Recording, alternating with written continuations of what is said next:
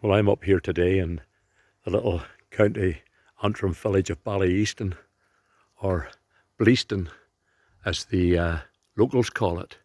And this is Second BALLYEASTON Presbyterian Church. This is their hall, the Brand Memorial Hall, where I used to go as a young boy to the Boys Brigade. And you know, the local people still speak very strongly in a Ulster Scots dialect. And I'll try my best to avoid that today as I speak to you here on this video. This is the graveyard round at the back of the church. And it's a lovely, peaceful wee place. It's the way graveyards should be, and it's well into the country here. And we're up here today to put a few flowers onto my parents' grave. My mum just died there 2 months ago at the age of 99. And she's now in there with my dad, my granny and my granda.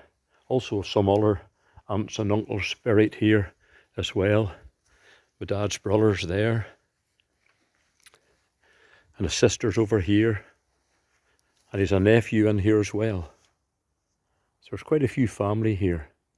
But up there's the headstone of the Reverend Andrew Porter, who was the minister of this church from 1860 till 1902. And then as we go on around the corner here, we come to another minister who that big hall was just named after the Reverend Bran. He died in 1969. But this church has a great history. And at the end of the 18th century, at the time of the 1798 rebellion, many men in the village and the surrounding areas were joining with the Roman Catholics to form what became known as the United Irishmen. And the minister of Second BALLYEASTON Church was the Reverend William Holmes, and he was opposed to these United Irishmen. So he formed his own yeomanry, and he drilled them in a field just a few hundred yards down the road, in what was known as Parade Field. And in the 1900s, the early 1900s, a manse was built there. And to this day, it's called Parade Manse. And I remember parading there with the Boys Brigade many, many years ago.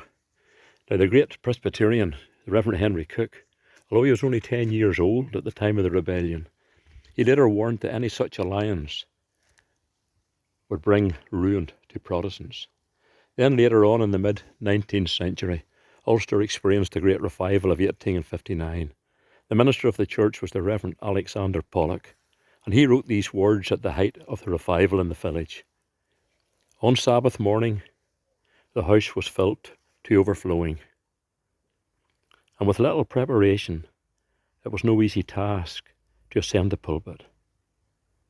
I addressed them from the words, "Get thee up, eat and drink, for there is a sound of abundance of rain." The Holy Ghost was there indeed, as a rushing, mighty wind. Many were removed, and in the evening the green was filled, and no man can tell the number of the souls that were added to the church. Little did the Reverend Pollock know that he was describing his last Sabbath on earth. He died shortly afterwards as a result of his labours. So powerfully did the revival prevail in this parish. It was reported that he fell in the field with his armour on, and that's a great testimony to a man of God. This is the headstone and the grave of the Reverend Pollock.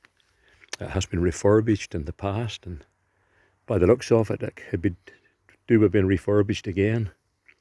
But as I said, this churchyard has a great history, and this area has a great history.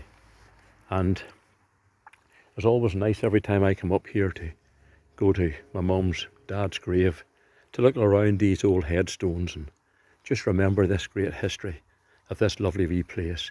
It's situated about a mile and a half just north of Ballyclare. And that's really it. I really do hope you've enjoyed this wee video.